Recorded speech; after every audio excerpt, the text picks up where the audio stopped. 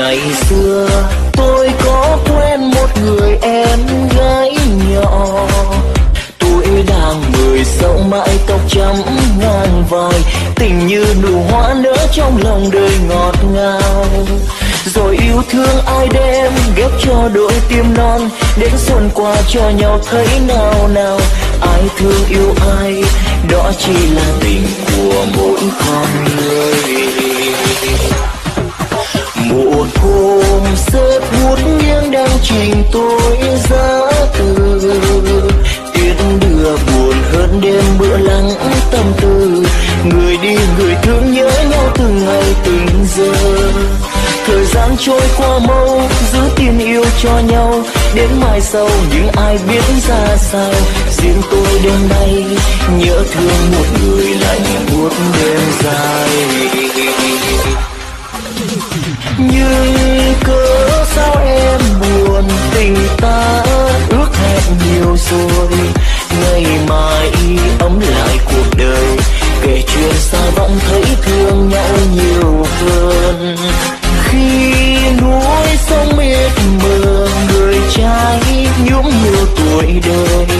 Chuyện xưa khép chặt vào lòng, dù đi chinh chiến vẫn nhớ người tôi mến thương.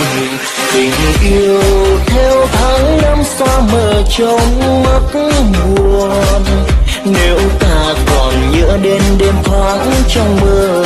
Đời anh là mây bốn phương trời còn miệt mài, người đi say tương lai dấu tâm tư thương ai. Như gió đưa mây che trăng khuất đêm dài, tim tôi đơn côi biết nhau một lần rồi nhớ trọn đời.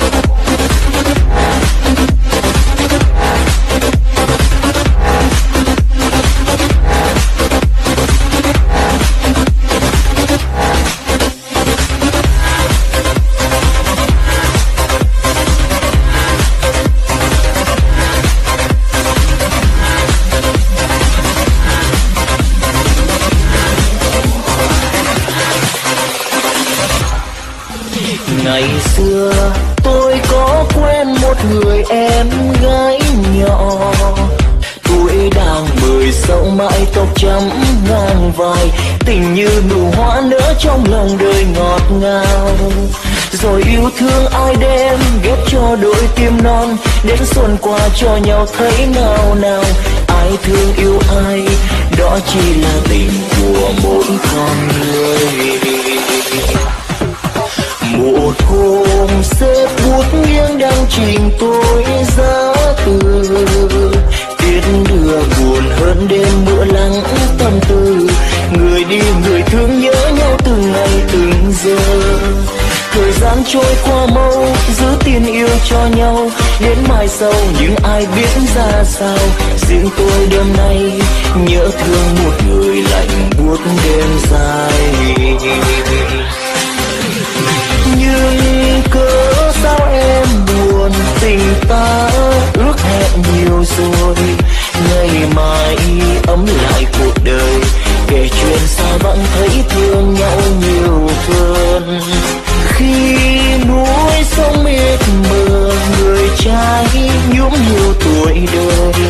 Chuyện xưa khép chặt vào lòng, dù đi chinh chiến vẫn nhớ người tôi mến thương. Tình yêu